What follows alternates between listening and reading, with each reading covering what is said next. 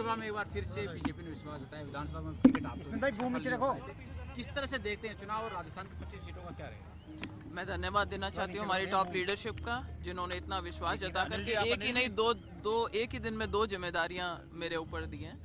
तो मैं यही चाहूँगी कि पूरी मेहनत करके नागौर की सीट बाकी 24 सीटों के साथ में भारतीय जनता पार्टी के खाते में जाए, और जो मोदी जी का आज सपना है कि भाई 400 के पार एनडीए की सीट्स होनी चाहिए, मुझे पूरा विश्वास है कि नागौर भी उसके अंदर अपना एक अहम भूमिका निभाएगा।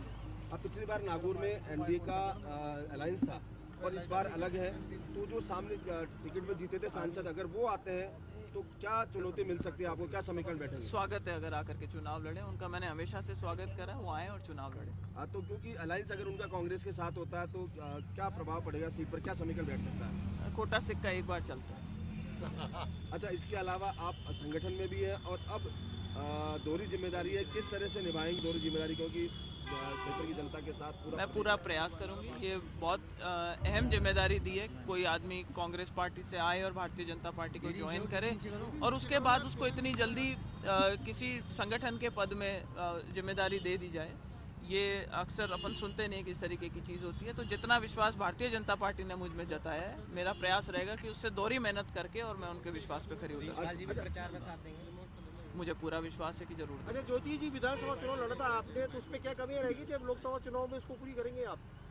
देखिए, उस टाइम समीकरण कुछ और थे। बहुत जल्दी मैंने भारतीय जनता पार्टी ज्वाइन करने के बाद में चुनाव लड़ लिए, लोगों ने अपना मानस बना रखा था। लेकिन विधानसभा और जो लोकसभा के चुनाव होते हैं उसके अंदर मूड बहुत अलग होता है, और ये चीज़ अपन देखते आए हैं कि आज जो पूरे देश के अंदर जो माहौल है वो बीजेपी के और मोदी जी के पक्ष में है। तो उस चीज़ का हमें बहुत बड़ा बेनिफिट मिलता है और यही चीज़ सबसे बड़ा फ़र्क होती है। और दूसरी बात यह है कि यहाँ सरकार हमारी बन चुकी है। दिल्ली में सरकार सबको मालूम है कि बीजेपी की बनेगी।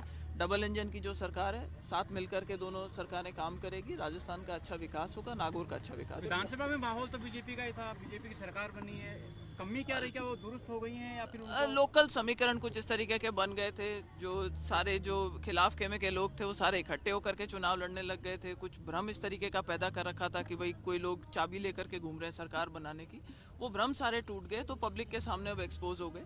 तो मुझे लगता है कि इस बार जो चुनाव है वो सिर्फ भारतीय जनता पार्टी कांग्रेस के बीच में होगा। कोई थर्ड फ्रंट की जो बातें चलती थी, जिस तरीके का एक भ्रम फैला रखा था, वो भ्रम दूर हो चुका है लोगों। अच्छा, राजस्थान में कांग्रेस का क्या मानते हैं, भविष्य क्या रहेगा कांग्रेस का?